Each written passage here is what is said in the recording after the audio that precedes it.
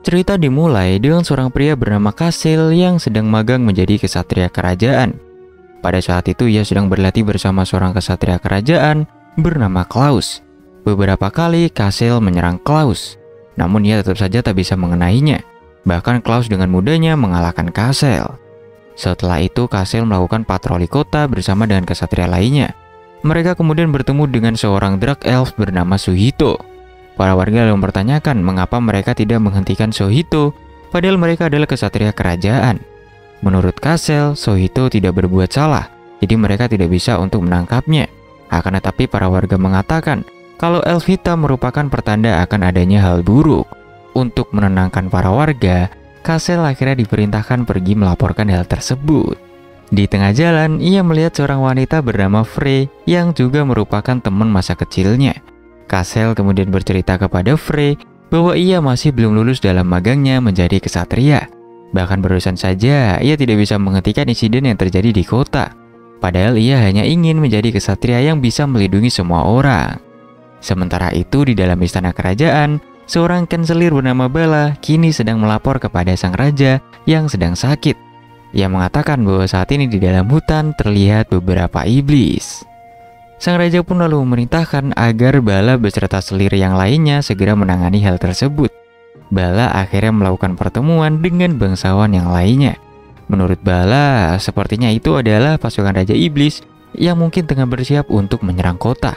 Untuk itu, mereka juga harus mempersiapkan pasukan dalam melawannya. Di sisi lain, seorang bangsawan bernama Moriham kini membawa masuk Suhito ke dalam istana. Ia kemudian memperkenalkan Suhito kepada Bala dan yang lainnya.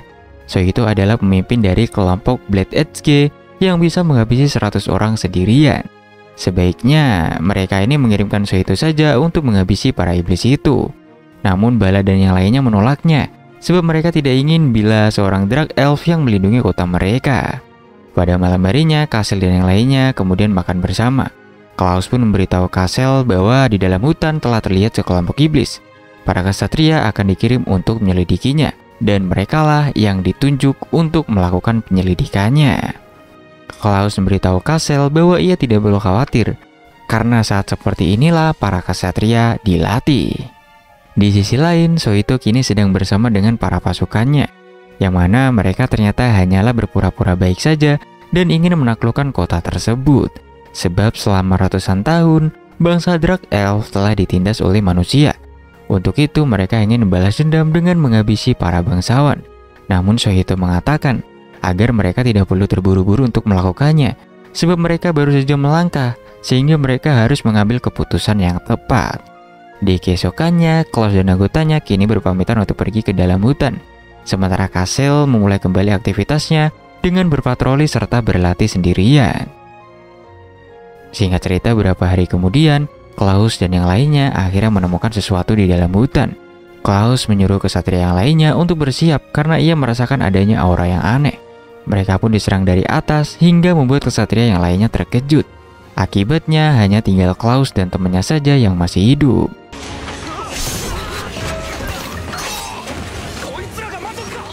Klaus menyuruh temannya itu untuk pergi melapor ke istana, dan ia akan menahan para iblis itu. Prajurit tersebut akhirnya sampai ke istana dan melaporkan kepada Bala. Para konselir kini mulai khawatir sebab iblis itu akan sampai di kota mereka. Moriham kini kembali mengingatkan Bala agar mereka memakai pasukan Blade HG saja. Mereka tidak bisa mengirimkan kesatria aja, sebab jumlah iblisnya ini masih belum diketahui. Sementara itu, Kasil telah mendapatkan kabar kalau Klaus masih di dalam hutan dan belum kembali. Tak lama kemudian, Frey datang menghampirinya dan memberitahukan hal itu juga kepada Kasil. Kasil di sini akhirnya memutuskan untuk pergi menyelamatkan Klaus. Begitu pula dengan Frey, karena Klaus juga merupakan teman masa kecilnya. Lalu ketika mereka masuk ke dalam hutan, mereka menemukan para kesatria yang sudah dibantai. Namun mereka tidak menemukan adanya Klaus di tempat itu. Hingga saat Kasil akan melanjutkan pencariannya, mereka tiba-tiba saja diserang. Kasil akhirnya maju menyerang dan menghentikan para iblis tersebut. Dari atas pohon, Kasil ternyata sedang diawasi oleh seorang iblis bernama Nanjo. Kasil yang merasa terpojokan, kini memilih untuk kabur. Akan tetapi ia langsung dihentikan oleh Nanjo. Castle dan Frey tak punya pilihan lagi selain melawannya. Namun Nanjo ternyata memiliki kekuatan yang kuat, sehingga ia dengan mudahnya bisa memojokkan mereka berdua.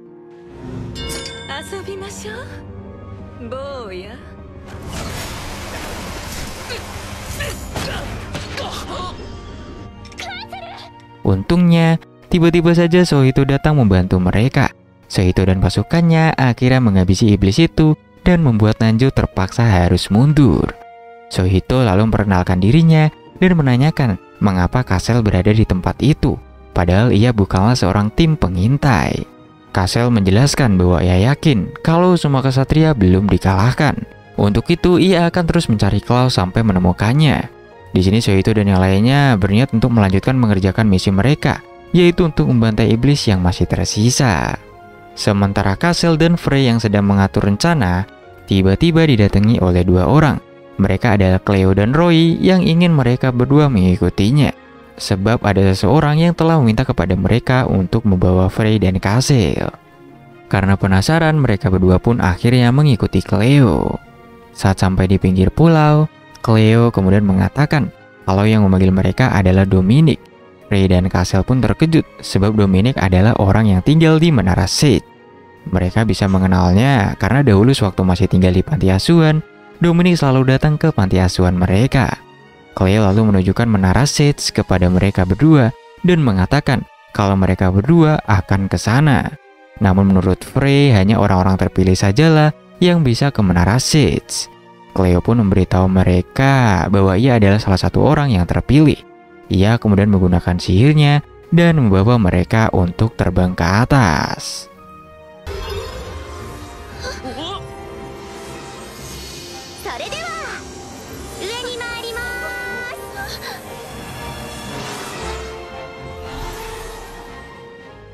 Saat sampai di atas, Cleo langsung bawa mereka ke Menara Agung untuk menemui penyihir Sage yang agung. Namun ketika menemuinya, ternyata itu adalah Dominic. Mereka pun terkejut karena Dominic ternyata adalah penyihir Sage yang agung. Sebab sebelumnya ketika masih di panti asuhan, mereka mengira kalau Dominic hanyalah penyihir biasa. Dominic mengatakan jika ia mengungkapkan identitasnya, maka pasti akan terjadi sebuah kekacauan di panti asuhannya. Dominic lalu memberitahu alasan yang memanggil mereka berdua, yang mana ia ternyata ingin menunjukkan seseorang kepada mereka. Dan ketika melihatnya, ternyata itu adalah Klaus yang sedang terbaring di dalam kamar. Dominic mengatakan kalau Klaus baik-baik saja dan akan segera pulih kembali. Tak lama kemudian, Klaus pun tersadar dan melihat mereka berdua. Castle lalu memberitahunya bahwa semua pasukan pengintai telah tewas dan hanya satu orang saja yang selamat. Tapi para iblis sekarang udah dihabisi oleh kelompok Sohito. Sementara itu, Moriham dan Sohito kini sedang melakukan pertemuan dengan konselir bala. Ia pun menunjukkan bukti bahwa mereka telah mengalahkan pasukan iblis di hutan. Untuk itu, Moriham ingin agar mereka tetap memperkerjakan Sohito dan kelompoknya. Moriham dan Sohito ternyata sengaja mendesak para bangsawan agar mereka bergantung kepada Sohito. Dengan begitu, Moriham nantinya bisa merebut posisi konselir dan menguasai kerajaan. Di keesokannya, Castle kembali menemui Klaus yang sudah semakin membaik. Lalu ketika sedang berbincang, Cleo pun datang memanggil mereka untuk menemui Dominic. Saat telah sampai di ruangan Dominic, mereka pun diberitahu kalau Dominic ingin mengatakan sesuatu yang penting. Dominic mengatakan kalau Castle adalah putra dari Raja Kile yang telah mengalahkan iblis 100 tahun yang lalu. Castle pun tidak percaya itu dan merasa telah dibohongi, sebab Raja Kile itu hidup 100 tahun yang lalu. Dan ibunya juga telah dihabisi oleh iblis sewaktu ia masih kecil. Dominic selalu mengatakan kalau ia akan menjelaskan semuanya kepada Castle. Jadi 100 tahun yang lalu ketika Raja Kile masih muda dan masih menjadi seorang pangeran, ia memiliki rasa penasaran yang tinggi terhadap rakyatnya. Hingga saudari tirinya yaitu Ilya yang juga merupakan elf hitam selalu memperingatinya untuk berhati-hati. Lalu pada suatu hari Pangeran Kile bertanya, mengapa masih banyak warganya yang miskin? Padahal kota mereka ini sangatlah makmur dan juga damai. Dominic mengatakan itu disebabkan karena peperangan yang cukup lama dengan negara tetangga. Perang itu membutuhkan uang dan keluarga yang kehilangan tulang punggung keluarganya bakalan menjadi miskin. Pangeran Kile pun bertekad untuk lebih giat berlatih dan belajar agar bisa melindungi para warganya. Pangeran Kile memiliki banyak impian yang ingin ia wujudkan, dan ia pun memilih Arteta sebagai pasangan hidupnya, yang merupakan ibu dari Kassel. Pada saat itu mereka berdua sangatlah bahagia, tapi kebahagiaan mereka tidaklah lama, karena ketika sang raja serta para bangsawan mengetahui hubungan dari Kile dan Arteta, mereka pun diperintahkan untuk berpisah. Sebab Kile adalah calon raja dan Arteta dianggap sebagai penghalang pernikahan politik bagi Kile. Lalu di suatu malam, iblis datang menyerang dan menghancurkan desa-desa serta kota mereka. Pangeran Kile dan pasukannya pun berhasil menghabisi para iblisnya. Namun akibat dari insiden itu, ayah Kile yang merupakan seorang raja akhirnya tewas, sehingga Kile secara otomatis menggantikan posisi ayahnya sebagai seorang raja. Raja Kile kemudian bekerjasama dengan ras lainnya untuk mengalahkan para iblis. Semua ras pun setuju Kile menjadi pemimpin peperangan karena dianggap pemberani dan bijaksana. Akan tetapi karena jumlah iblis yang terlalu banyak, membuat mereka kesulitan untuk melawan. Raja Kile yang terluka dalam peperangan akhirnya beristirahat di tempat pengungsian. Di sini ia kembali lagi bertemu dengan Arteta di tempat tersebut. Nah, pada saat itu Arteta ternyata telah mengandung anak dari Raja Kile, yaitu si Kassel. Lalu Raja Kile pun mendapatkan wahyu dari Dewi Cahaya, yaitu Dewi Yuwa, yang mana Raja Kile diberikan sebuah pedang suci, dan dengan pedang tersebut ia pun kini yakin bisa mengalahkan Raja Iblis. Sementara itu, Ilya yang tengah sibuk melakukan penelitian sihirnya, tanpa ia ketahui kalau penemuannya itu akan berakibat buruk. Ilya mencoba membuat pedang suci tiruan, dan hal itu membuat para penduduk kota menjadi marah. Mereka menganggap kalau itu adalah bentuk hujatan Ilya terhadap Dewi Cahaya. Ilya sebenarnya membuat pedang suci tiruan itu agar bisa membantu Raja Kile melawan iblis. Namun ketika Raja Kile bertarung melawan Raja Iblis, Ilya tidak pernah muncul, yang mana ternyata dalam perjalanannya menuju ke tempat Raja Kile, Ilya udah tewas karena bertarung dengan iblis, sehingga hanya Raja Kile dan pemimpin ras lainnya saja yang bertarung melawan Raja Iblis. Akan tetapi setelah pertarungan itu, Raja Kile dan Raja Iblis pun menghilang, dan hanya tersisa pedang suci saja. Untuk mengamankan pedang itu, teman-teman dari Raja Kile pun menyegelnya dengan kuncinya masing-masing. Hal itu mereka lakukan agar pedang suci itu bisa aman dan masih bisa digunakan bila manusia ingin melawan Raja Iblis lagi.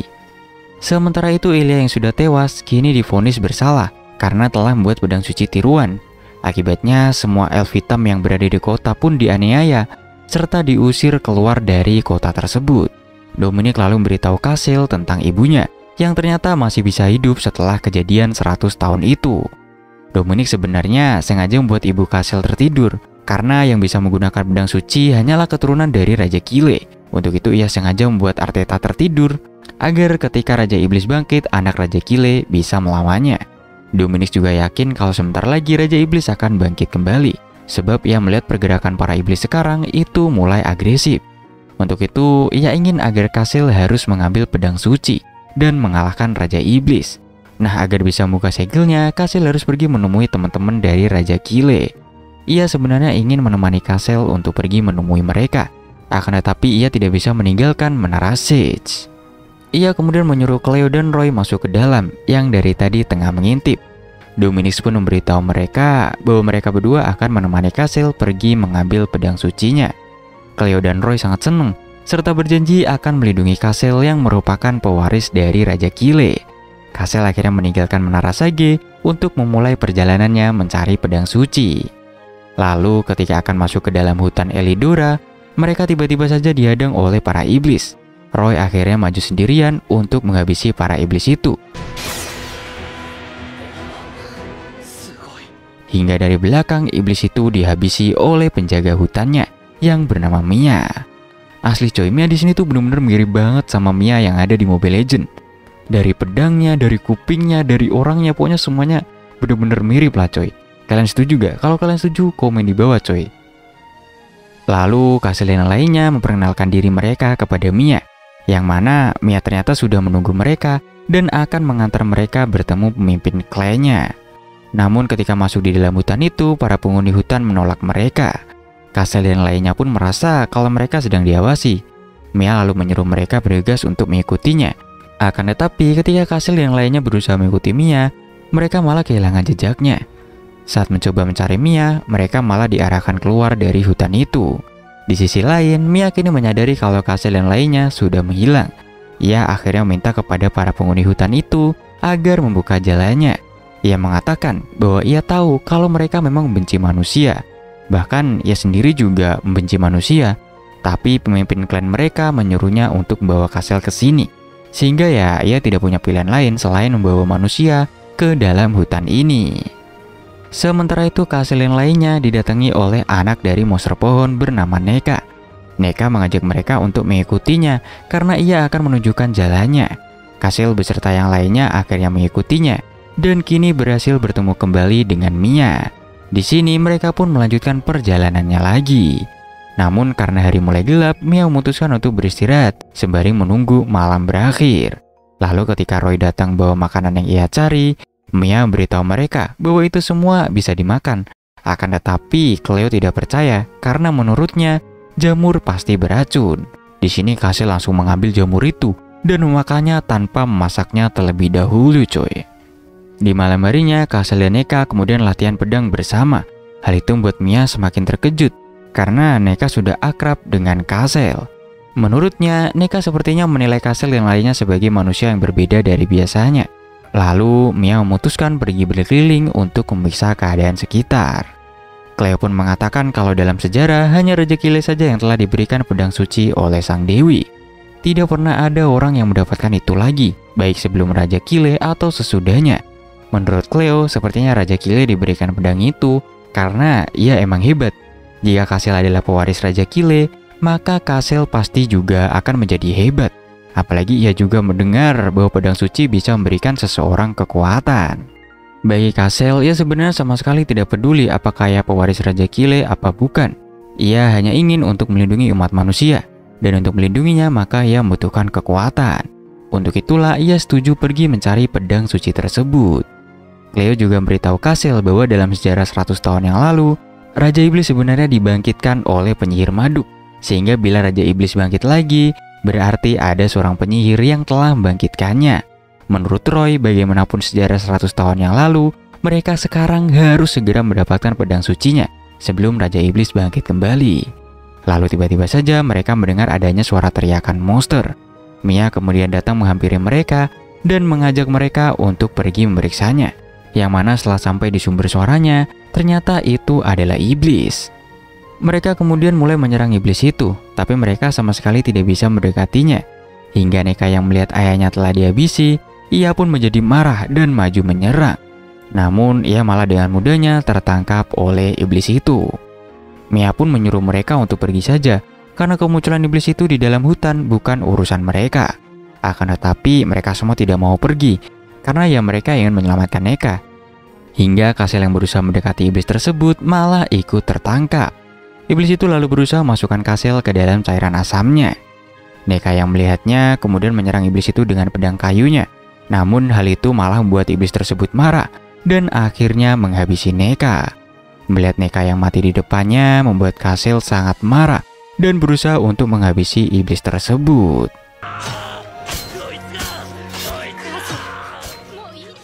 Setelah kejadian itu, pemimpin klan Mia yang juga teman dari Raja Kile yaitu Selena kini datang menemui mereka.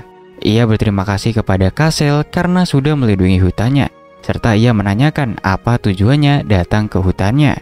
Kasel mengatakan bahwa ia datang untuk meminta segel dari pedang suci. Selena menjelaskan ia memang bisa untuk membuka segel pedang suci, tapi ia tidak akan membukanya sebelum ia yakin kalau Kasel pantas memilikinya.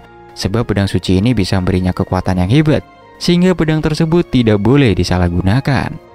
Kasel di sini pun berusaha meyakinkan Selena bahwa ia sangatlah membutuhkan kekuatan itu untuk melindungi umat manusia. Namun Selena mengatakan agar mereka beristirahat terlebih dahulu dan mereka akan membahas hal itu pada esok harinya. Mereka kemudian dibawa ke tempat Selena untuk beristirahat. Akan tetapi sebelum itu, Kasel dan yang lainnya terlebih dahulu ingin menguburkan sisa dari Neka.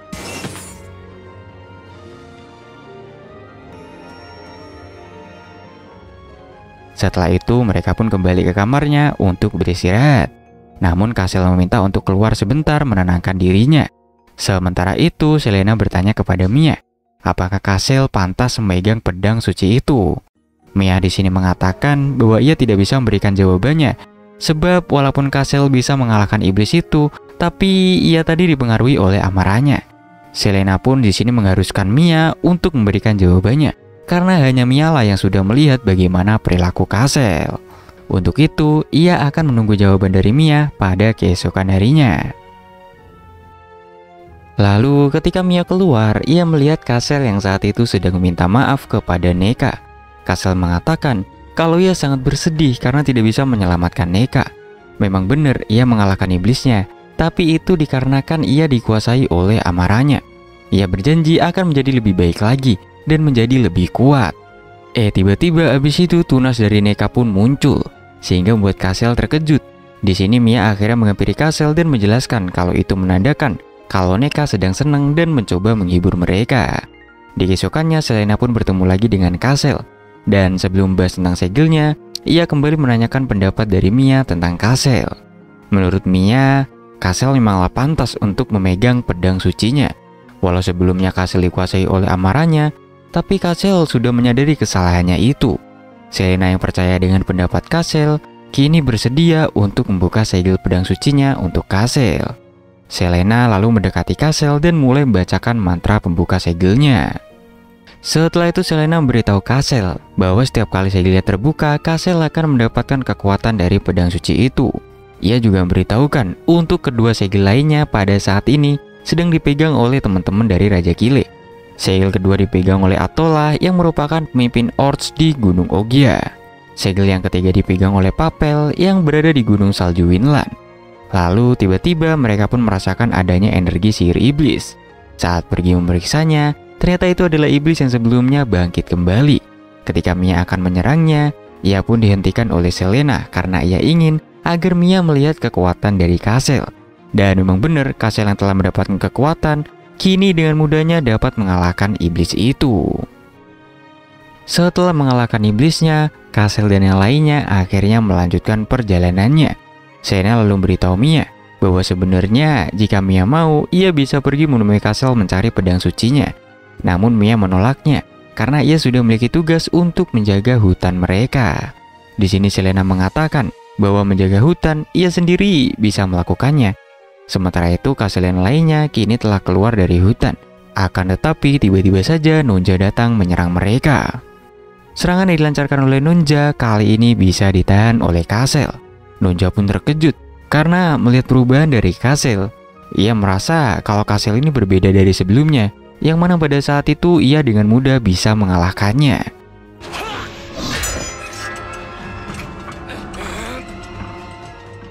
Nunja pun menanyakan mengapa Kasel memiliki aura kekuatan dari pedang suci.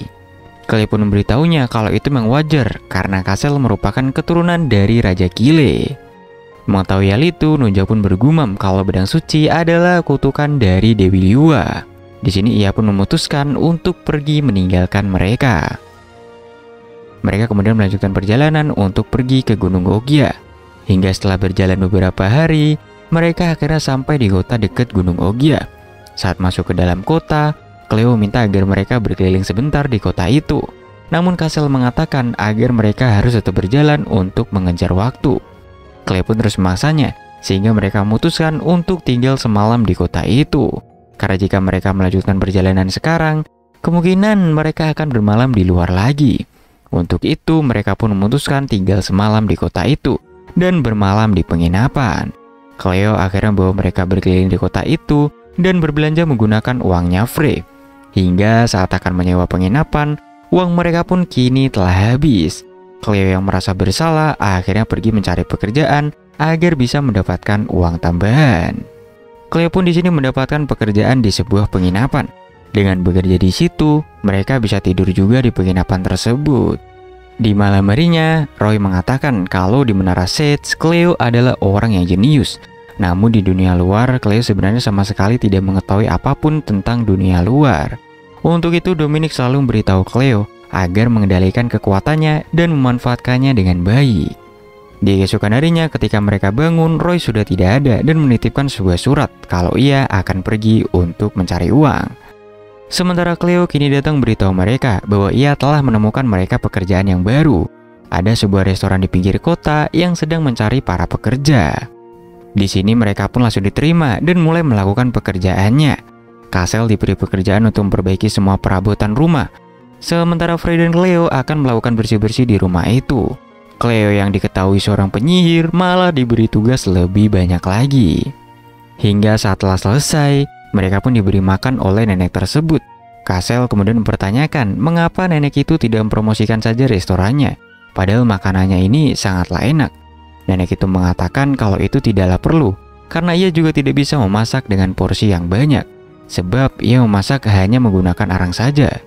Lalu saat Cleo akan menggunakan sihir apinya, ia langsung dihentikan oleh nenek itu, sebab dahulu kala di tempatnya itu sebenarnya banyak bangunan. Sebelumnya telah terjadi peperangan di tempat itu, namun api yang muncul dalam peperangan itu membuat semuanya hancur. Yang tersisa kini hanya restorannya saja dan dirinya. Setelah makan, Cleo pun kini merenungkan tentang kekuatannya yang tidak boleh disalahgunakan. Tak lama dari itu ternyata ada gerombolan iblis yang muncul.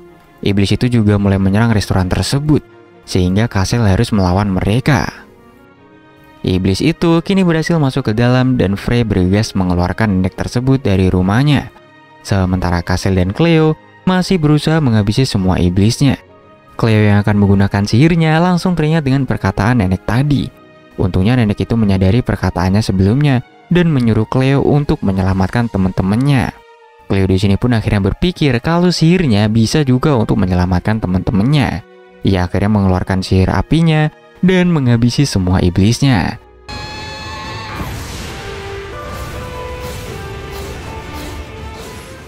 Dan esoknya mereka kini melanjutkan lagi perjalanannya ke Gunung Ogya.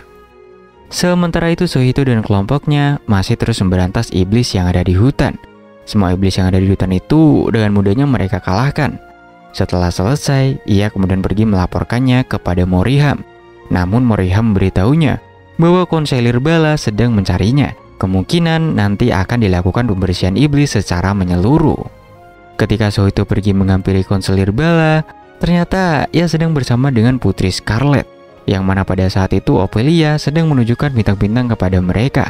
Kalau tak lama lagi bintangnya akan sejajar. Jika itu terjadi, maka tak lama lagi Raja Iblis akan segera bangkit.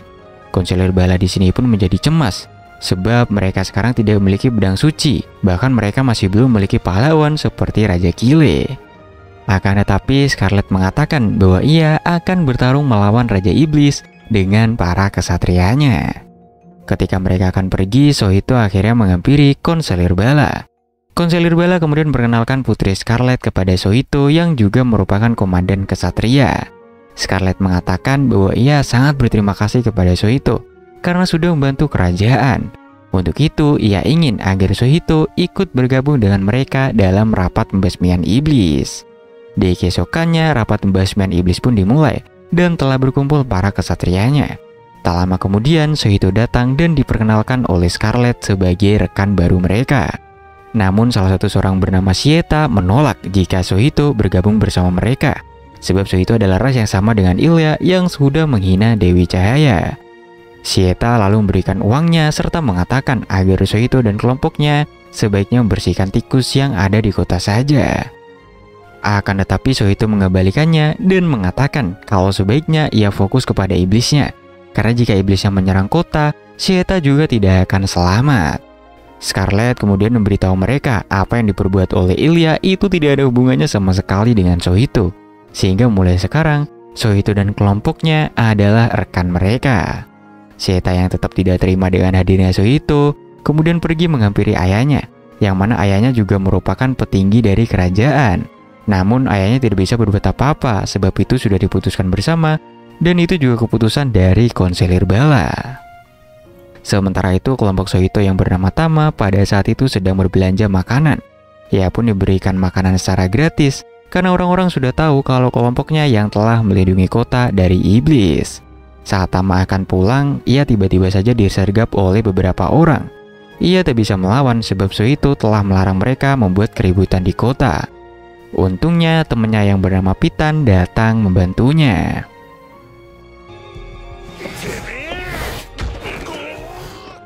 Setelah kejadian itu, Sohito pun melaporkannya kepada Moriham agar memperingati Seita. Ia yakin kalau Seita lah dalang dari penyerangan Tama. Karena ketika ia muncul di dalam rapat, Seita sangat menolaknya. Moriham pun mengatakan kalau Seita adalah calon tunangan dari Putri Scarlet, sehingga ia sangat ingin mendapatkan pencapaian yang bisa diakui oleh Putri Scarlet. Dan kemungkinan si Seita ini iri kepada Sohito. Moriham di sini pun menyuruh Sohito untuk mencari buktinya dan ia yang akan mengatasi Seita. Setelah itu, Sohito pun pergi menemui Putri Scarlet yang telah memanggilnya. Putri Scarlet ternyata sudah tahu atas apa yang menimpa kelompok Sohito. Ia pun meminta maaf atas kejadian itu dan berjanji akan mencari pelakunya. Sohito kemudian kembali ke markas dan disambut oleh Sipit yang merupakan adiknya. Sohito pun melihat pisau yang ada di meja dan menanyakan hal itu kepada Sipit. Sipit mengatakan kalau itu adalah pisau yang digunakan orang-orang yang menyerang Tama. Ketika Sohito melihatnya, ia pun langsung teringat kalau itu adalah lambang dari keluarga Seita. Di sisi lain, Seita yang sedang menaiki kereta kuda bersama dengan ayahnya, tiba-tiba saja dihentikan oleh seseorang. Ketika Seita turun memeriksanya, ternyata itu adalah Sohito. Sohito langsung saja maju mendekati Seita dan bersiap untuk menghabisinya. Seita yang ketakutan kemudian bergegas melarikan diri. Tapi ia dihentikan oleh Sipit. Seita pun mencoba untuk melawan, tapi dengan mudahnya ia dikalahkan. Ketika Sohito akan menghabisinya, ayah Seita kemudian turun dan memohon agar Sohito maafkan mereka. Ia berjanji tidak akan mengganggu Sohito dan kelompoknya lagi. Sementara itu, Kasel dan yang lainnya kini tengah melanjutkan perjalanannya. Mereka kemudian dikejutkan oleh seorang anak kecil yang tiba-tiba muncul. Anak tersebut bernama Elisa. Saat melihatnya, ia langsung lari meninggalkan mereka. Roy pun berpendapat kalau sepertinya ada sebuah desa di sekitar hutan itu. Dan bener aja, ketika mereka mencari anak itu, mereka pun menemukan sebuah desa. Kepala desanya lalu menghampiri mereka dan memberitahukan bahwa di desanya sekarang terdapat banyak pengungsi. Kota di bagian utara banyak yang diserang oleh iblis, sehingga mereka lari ke desanya untuk mengungsi. Frey dan yang lainnya akhirnya memutuskan untuk berhenti sejenak di desa tersebut. Sekalian biar bisa membantu penduduk desanya. Lalu ketika Frey sedang bermain bersama anak-anak, ia kembali melihat Elisa. Saat mendekatinya, sama seperti sebelumnya, Elisa langsung saja melarikan diri. Frey kemudian pergi menemui Kasel serta yang lainnya dan meminta agar mereka tidur satu malam saja di tempat itu. Sebab ada sesuatu yang ia ingin lakukan sebelum mereka pergi. Mereka pun setuju dengan permintaan Frey itu, karena mereka yakin Frey pasti memiliki suatu alasan. Setelah itu, Frey kembali menemui anak-anak itu dan mengajak mereka bermain bersama. Mulai dari mengajari mereka cara membuat kalung bunga, sampai mengajari mereka cara menggambar. Akan tetapi semua itu sama aja, Elisa masih juga tidak mau didekati oleh Frey. Hingga ketika Frey pergi mencari Elisa, ia melihat Elisa yang sedang berdiri di depan bunga. Frey kemudian mendekatinya dan mencoba menenangkan Elisa agar menceritakan apa yang terjadi. Elisa pun menceritakan kalau orang tuanya ternyata telah dihabisi oleh iblis. Di sini Frey pun berusaha menenangkan Elisa yang pada saat itu tengah melepaskan kesedihannya. Setelah itu, Frey mengajak Elisa untuk membuat kue dengan bunga tersebut. Dan ketika telah selesai, mereka pun menghidangkan kue itu kepada anak-anak yang lainnya.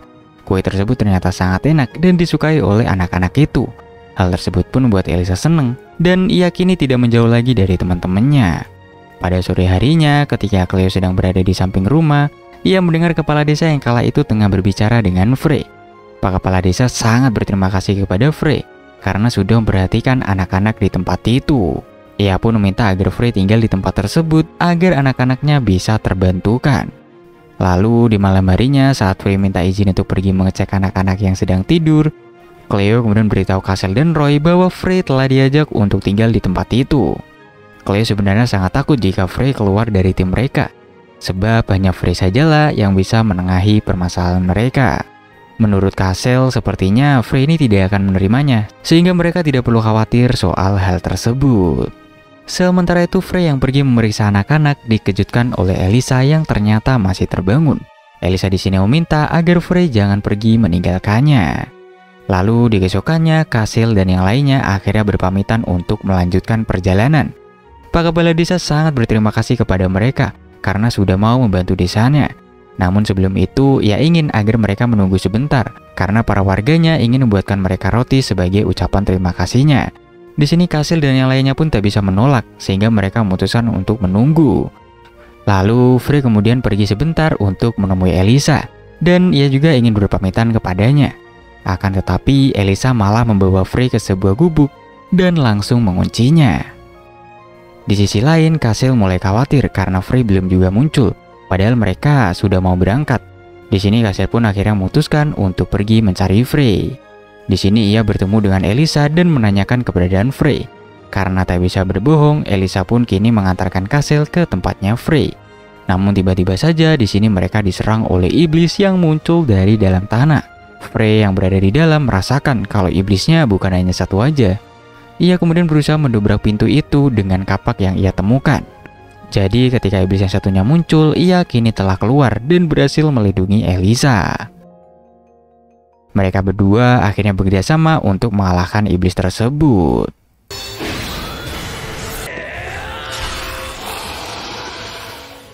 Setelah mengalahkan iblisnya, mereka pun kini berpamitan untuk melanjutkan perjalanannya. Dan Elisa kini sudah tak bersedih lagi dan berjanji kalau ia bertemu lagi dengan Frey, ia akan membuatkan kue yang enak. Singkat cerita, Kasil dan yang lainnya kini telah sampai di sebuah desa yang telah terbengkalai akibat diserang iblis. Di sini mereka pun melihat seseorang dan Kasil mencoba mendekatinya untuk bertanya. Akan tetapi orang tersebut ternyata telah menjadi Andit. Untungnya Roy dengan sigap langsung menghabisi Andit tersebut. Namun setelah menghabisinya, Andit yang lainnya pun mulai bermunculan. Hingga Cleo melihat ada cahaya di sebuah rumah. Jadi mereka akhirnya langsung bergegas untuk menuju rumah tersebut. Rumah itu ditinggali oleh seorang pria bernama Johan. Roy di sini pun menanyakan mengapa bisa ada Andit di tempat itu. Johan pun menceritakan bahwa itu semua bermula ketika para iblis datang menyerang desa mereka. Para penduduk banyak yang terbunuh dan banyak juga yang berhasil melarikan diri. Akan tetapi ada juga beberapa yang tidak bisa melarikan diri termasuk dirinya. Karena ketakutan, mereka pun memilih untuk bersembunyi di dalam rumah. Para iblis itu kemudian membawa mayat penduduk. Dan beberapa hari kemudian orang-orang yang telah mati kembali lagi ke desa. Para warga desa yang kembali itu lalu menyerang warga desa yang masih hidup. Dan kini hanya tersisa dirinya saja yang masih hidup. Lalu Frey di sini pun melihat sebuah bunga yang ada di ruangan itu. Dan seketika ia pun mengingat Elisa. Johan di sini terkejut mendengar nama itu. Karena ternyata Elisa adalah anaknya. Mereka pun memberitahu kalau Elisa masih hidup dan berada di pengungsian dekat dari desanya itu. Johan pun sangat senang karena mengetahui anaknya masih hidup. Namun ia mengatakan bahwa ia tidak bisa meninggalkan tempat tersebut karena ada sesuatu yang harus ia lakukan. Mereka pun dipersilahkan untuk beristirahat di rumahnya, sebab sekarang hari sudah malam. Kasil dan yang lainnya kemudian mendiskusikan apa yang telah terjadi. Roy memberitahu mereka bahwa orang-orang yang kembali ke desa itu adalah undead. Dan undead itu bukanlah manusia yang hidup kembali, melainkan hanya mayat hidup yang digerakkan dan dikendalikan oleh iblis. Untuk itu mereka tidak boleh ragu dalam menghabisi para undead. Lalu saat sedang tidur, Kasil pun mendengar sebuah suara dan keluar untuk memeriksanya. Ketika turun ke ruangan bawah tanah, ia melihat Johan yang kala itu sedang berbicara dengan undead. Di sini Kasil pun sangat terkejut dan kembali memberitahukan hal itu kepada yang lainnya. Mereka semua pun akhirnya memutuskan untuk menanyakan hal tersebut kepada Johan. Saat Johan naik ke atas, ia pun terkejut karena ternyata mereka udah pada menunggunya. Kasil akhirnya menjelaskan bahwa mereka sudah tahu kalau di ruang bawah tanah itu ada undead. Johan pun memberitahu mereka bahwa undead itu adalah Lisa yang merupakan istrinya. Menurutnya Lisa hanya sedang sakit saja dan ia akan segera menyembuhkannya. Mendengar itu mereka semua langsung memberikan pengertian kepada Johan bahwa undead hanyalah mayat dan orang-orang yang sudah menjadi undead itu sudah mati serta tidak bisa untuk dihidupkan kembali. Lalu Frey mengatakan bahwa seharusnya Johan ini lebih memperhatikan Elisa yang masih hidup. Kasil juga menambahkan kalau sebaiknya Johan ini segera pergi menemui Elisa karena jarak desanya dengan pengungsian Elisa tidaklah jauh. Daripada Johan mengurus mayat hidup, lebih baik Johan ini menemui anaknya yang berada di tempat asing. Johan akhirnya memberitahu mereka untuk biarkan dirinya sendirian. Ia kemudian pergi menemui Lisa dan menunjukkan pita yang ia pakai saat pernikahan mereka. Namun tali yang mengikat Lisa tiba-tiba saja putus dan ia pun berhasil menyerang Johan. Mendengar suara teriakan Johan, Kasil dan lainnya kemudian datang memeriksanya. Di sini mereka kembali mengikat Lisa dan menyuruh Johan untuk menghabisi Lisa. sebab sekarang ia bukanlah Lisa, melainkan hanya mayat yang sudah dikendalikan oleh iblis. Di sini Roy kemudian bersiap untuk menghabisi Lisa karena ia melihat Joan yang tak sanggup untuk melakukannya. Akan tetapi Joan berusaha menghentikan Roy karena ia tak ingin jika mereka melukai Lisa. Lalu tiba-tiba terdengar suara kekacauan di atas. Mereka di sini tahu kalau itu pasti ulah dari para undead. Saat memeriksanya ternyata memang benar. Para undead sudah berkumpul di depan rumahnya Joan. Mereka pun mulai bekerja sama untuk menghabisi para undead yang berdatangan. Di sisi lain, Joan yang sedang bersedih kini mengambil pisaunya. Ia akhirnya telah menguatkan hatinya untuk menghabisi istrinya yang telah menjadi undead. Sementara itu, Sohito dan kelompoknya yang kembali ke kota setelah mengalahkan para iblis, kini disambut bagaikan pahlawan oleh para warga kota. Sohito kemudian pergi melaporkan misinya ke ruang rapat. Namun di ruangan itu tidak ada Putri Alice dan hanya ada Klaus saja. Sebelum Sohito pergi, Klaus pun mengucapkan terima kasih kepada Sohito. Sebab sebelumnya Sohito sudah menyelamatkan 2 juniornya di dalam hutan. Sohito lalu pergi menemui Putri Scarlet yang saat itu sedang berbicara dengan Mariam. Sohito datang melaporkan bahwa ia telah menyelesaikan misinya. Putri Scarlet kemudian mengajak Sohito untuk pergi ke suatu tempat, sebab ia ingin berbicara dengannya. Scarlet lalu mengatakan bahwa ia sudah memerintahkan beberapa kesatria untuk berjaga di desa. Dan bukan hanya di kota aja, ia juga telah sadar bahwa selama ini mereka hanya menjaga para bangsawan yang ada di kota saja. Padahal ia yang merupakan putri seorang raja harusnya melindungi seluruh warganya tanpa pilih kasih. Ia pun ingin agar Sohito tetap membantu mereka dalam melawan para iblis. Lalu Sohito dan lainnya kini telah mendapatkan banyak makanan enak. Tidak seperti waktu pertama kali mereka muncul di kota itu, yang mana pada saat itu mereka hanya memakan roti aja. Di keesokannya, Putri Scarlet kembali memimpin pertemuan para kesatria. Ia memberitahukan bahwa Ophelia telah menunjukkan kalau sebentar lagi bintang-bintang akan sejajar, yang mana itu menandakan kalau tak lama lagi Raja Iblis pasti akan segera bangkit. Untuk itu, sebagai seorang kesatria, mereka harus mencegah hal itu terjadi. Putri Scarlet lalu menanyakan bagaimana pendapat dari para kesatrianya. Menurut Sohito, sebaiknya mereka memeriksa tempat terakhir kali Raja Iblis menghilang. Karena bisa jadi tempat itulah nantinya yang akan menjadi tempat kemunculan Raja Iblis. Namun menurut Putri Scarlet, mereka tidak bisa mengirimkan sedikit pasukan di tempat itu. Karena jika mereka melihat ada penyihir yang akan membangkitkan Raja Iblis, maka mereka harus segera menghentikannya dan melawannya. Sohito lalu menyarankan agar Putri Scarlet memberikan barisan depan kepada mereka, sebab mereka telah mengetahui kondisi di luar, sementara pasukan yang lainnya belum terbiasa berada di luar kota. Di sini Putri Scarlet pun setuju dan menyuruh para kesatria untuk bersiap menuju tempat Raja Iblis. Sementara itu, Tama pergi ke toko roti yang sebelumnya memberikannya roti gratis. Ia datang ingin menemui anak dari pemilik toko roti yang sebelumnya sangat ramah kepadanya. Tama sangat malu menemui wanita itu, karena ia ternyata memiliki perasaan kepada wanita itu.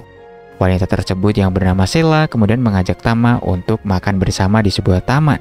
Tama pun memberitahu Sela bahwa ia sangat senang karena baru pertama kali ini ia mendapatkan ucapan terima kasih. Menurut Sela, selama Tama berjuang untuk melindungi kota, maka Tama berhak mendapatkan itu, walaupun ia adalah elf hitam. Lalu terlihat dari belakang ternyata Pitan sedang mengikuti Tama. Hingga malam harinya ketika Tama pulang, ia pun langsung diajar oleh Pitan, sebab mereka sudah tahu apa yang diperbuat oleh Tama, yang mana Tama ini diam-diam menemui wanita di kota. Tak lama kemudian, Sohito pun datang menghentikan perkelahian mereka. Ia menyuruh Tama untuk menenangkan pikirannya dan memikirkan situasi mereka secara dewasa. Tama akhirnya keluar untuk merenungkan apa yang sudah ia perbuat.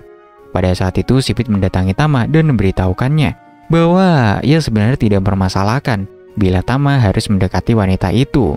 Namun ia harus mengerti, mereka tidak boleh berhenti hanya karena seorang wanita. Apalagi sekarang rencana Sohito sudah berjalan sangat sempurna. Jika Tama menghalangi rencana dari Sohito, maka ia sendirilah yang akan menghabisi Tama. Nantinya Sohito akan menjadi pemimpin di kota itu dan akan menguasai kota ini. Dengan begitu, mereka bisa menyingkirkan orang-orang yang tidak menyukai ras elf hitam. Esoknya, Tama kembali lagi menemui Sela di tempat yang sama.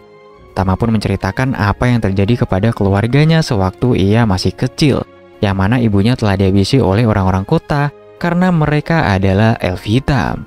Ia berhasil selamat karena melarikan diri ke hutan, dan di hutan itu ia pun bertemu dengan Sohito yang merupakan pemimpin kelompoknya saat ini.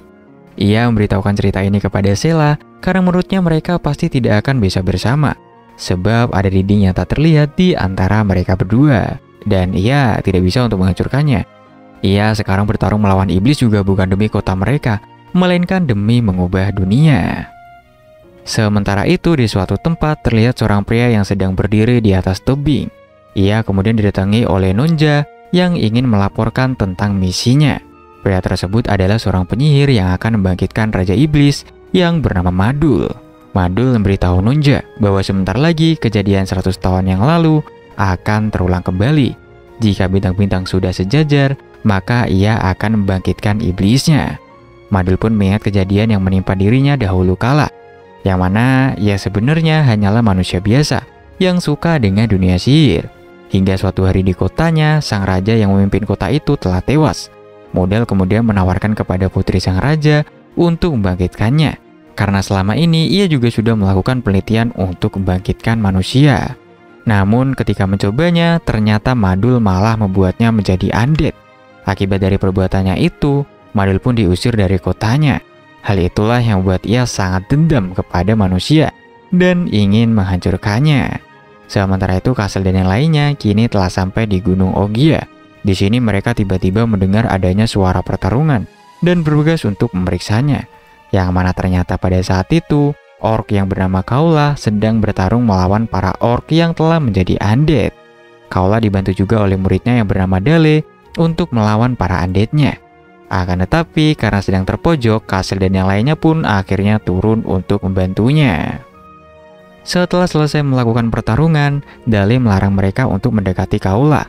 Namun Kaula mengatakan bahwa Dale tidak perlu melakukan itu, karena kedatangan Kasel dan lainnya ke tempat mereka itu sudah ia ketahui 3 hari yang lalu.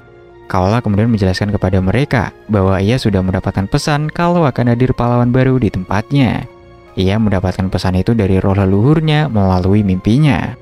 Kasel lalu memberitahukan tujuannya datang, yaitu untuk mencari ketua orc yang bernama Asetoal. Sebab ia ingin agar Aseto membukakan segel pedang suci. Kaula di sini terkejut karena ia kini mengetahui kalau Kasel pastinya keturunan selanjutnya dari sang pahlawan. Ia lalu memberitahu Kasel kalau ketua orc Asetoal sudah lama mati dan ketua mereka sekarang adalah Sik. Namun menurutnya mungkin saja Sik memiliki arahan dari Asetoal mengenai segel pedang suci. Kasel pun minta agar Kaula segera mempertemukannya dengan Sik karena ya mereka sudah tidak memiliki waktu yang banyak. Tentu Kaula bersedia membawa Kasel menemui ketuanya. Tapi hanya Kasel saja yang boleh pergi, sementara untuk rekan-rekannya hanya boleh menunggu di tempat itu. Ia melakukan hal itu agar menghindari terjadinya kerusuhan, sebab para orc sangatlah membenci manusia. Mereka pun setuju dan Kasel akhirnya pergi sendirian. Lalu ketika Cleo dan yang lainnya sedang menunggu, tiba-tiba saja beberapa orc mendatangi mereka. Frey pun menjelaskan bahwa mereka sudah bertemu dengan Kaula, dan Kaula lah yang menyuruh mereka untuk menunggu di tempat itu. Para orc pun tidak percaya dan memilih untuk menangkap mereka. Sementara itu, Kasel kini telah sampai di desa para orc dan bertemu dengan ketua Sik. Kaula menjelaskan bahwa Kasel adalah pahlawan baru pewaris pedang suci. Hanya Kasel sajalah yang nantinya bisa mengalahkan Raja Iblis. Kasel pun di sini menjelaskan tujuannya, yang mana untuk menanyakan tentang segel pedang suci. Namun ketua Sik mengatakan jika Kasel memanglah pewaris pedang suci, maka kemampuannya pastilah hebat. Untuk itu, Kasel harus membuktikannya dengan mengalahkannya. Di sini, Kaula pun menghentikannya sebab menurutnya Kasel harus tetap hidup demi melindungi dunia. Ketua Sik lalu memberitahunya bahwa Asetoal telah menitipkan pesan kepadanya. Bila suatu hari pewaris pedang suci datang, maka ia harus pergi ke kuil suci. Karena Asetoal telah menyimpan sesuatu di dalam kuil suci itu. Akan tetapi, ketika pergi ke kuil suci itu, terdapat banyak ujiannya. Sehingga hanya sedikit saja yang bisa kembali setelah masuk ke kuil suci itu. Jika Kasel bisa kembali, maka itu akan menjadikan bukti kalau ia adalah pewaris pedang suci. Tak lama kemudian, para orc yang lainnya datang membawa teman-teman Kasel, sehingga teman-temannya itu pun akan ditahan sementara ketika Kasel pergi ke kuil suci. Namun jika Kasel mati, maka ia juga akan menghabisi teman-temannya. Setelah itu, Kasel dan Kaula kini telah sampai di depan sebuah gua. Kaola pun memberitahu Kasil bahwa di dalam gua itu terdapat kuil suci dan hanya orang terpilih saja yang bisa masuk ke dalam kuil suci itu. Di dalam kuil suci itu terdapat altar yang akan digunakan Kasil untuk menerima sebuah ujian. Kasil kemudian masuk ke dalam dan akhirnya sampai di altar itu. Di sini tiba-tiba ia mendengarkan suara yang menanyakan tujuan Kasil datang ke kuil suci itu. Akan tetapi suara itu malah membuat Kasil merasa kesakitan. Hingga ia pun mendengar suara seorang wanita yang memanggilnya. Saat membuka pintu itu, ternyata yang memanggilnya adalah ibunya. Di sini, Kasil pun kemudian kembali ke masa saat ibunya masih hidup.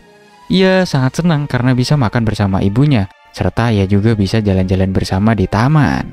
Sementara itu, keadaan di luar kini sudah mulai malam, dan Frey sudah mulai merasa khawatir kepada Kasil. Sebab Kasil sudah berangkat dari pagi dan sampai sekarang belum kembali juga. Di sisi lain, Kasil kini kembali lagi mengalami masa saat ia pertama kali masuk ke dunia itu.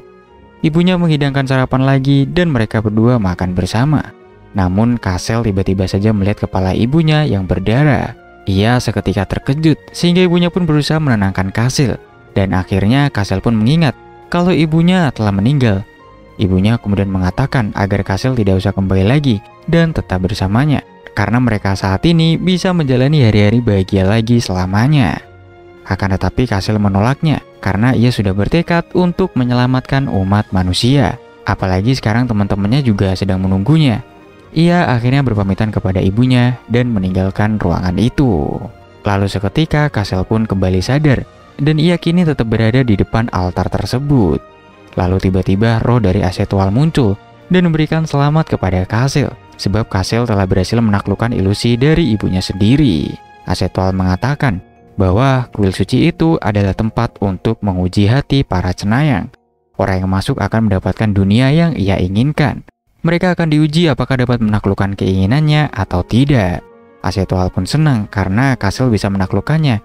Dan ia akhirnya memberikan Kasil sesuatu. Di keesokan paginya, Kasil dan Kaola kini telah kembali di desa para orc. Kasil kemudian memberikan benda yang ia dapatkan itu kepada Ketua Sik. Dan setelah melihatnya, Ketua Sik pun kini percaya kalau Kasil adalah pewaris dari pedang suci. Ia kemudian memberitahukan kepada para pengikutnya dan kini bersedia untuk membuka segel kedua pedang suci. Dengan benda itu, Ketua Sik kini memulai membuka segelnya. Setelah segel kedua terbuka, Cleo langsung menanyakan apa yang dirasakan oleh Kasil. Apakah Kasil sekarang sudah merasa lebih kuat lagi? Namun Kasil memberitahunya bahwa ia tidak merasakan apapun. Di sisi lain, Madul yang sedang berada di markasnya merasakan kekuatan yang sangat kuat telah muncul. Ia pun tahu kalau itu pastinya adalah kekuatan dari pedang suci. Lalu Kasil dan yang lainnya akhirnya berpamitan untuk melanjutkan perjalanannya. Akan tetapi sebelum pergi, Ketua Sik memberitahukan Kasil agar Kasil harus bertarung seperti seorang kesatria. Ia harus siap bertarung di garis depan sama seperti Raja Kile. 100 tahun yang lalu, ia bersama dengan Asetual bergabung dalam peperangan melawan iblis. Ras dari para orc sangat menghormati manusia yang bertarung melawan iblis. Bila waktunya nanti telah tiba, Ketua Sik dan para anggotanya akan bergabung dengan Kasil dalam melawan para iblis. Lalu tiba-tiba saja Madul di sini muncul dan menanyakan di mana pedang suci. Ketua Sik pun menyadari kalau Madul adalah penyihir yang telah membuat anggotanya menjadi andit. Kasil dan yang lainnya juga menyadari kalau Madul adalah penyihir yang telah membangkitkan Raja Iblis 100 tahun yang lalu. Ketua Sik akhirnya maju menyerang Madul, tapi ia langsung saja tumbang setelah mengenai sihir Madul. Kasil beserta yang lainnya kemudian bekerja sama untuk melawan Madul.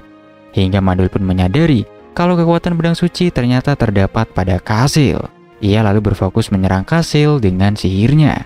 Namun sihir Madul itu malah mengenai Frey, sehingga hal itu membuatnya pingsan. Kasil yang kesel, ia pun lalu menyerang Madul dan berhasil mengeluarkan kekuatan pedang sucinya.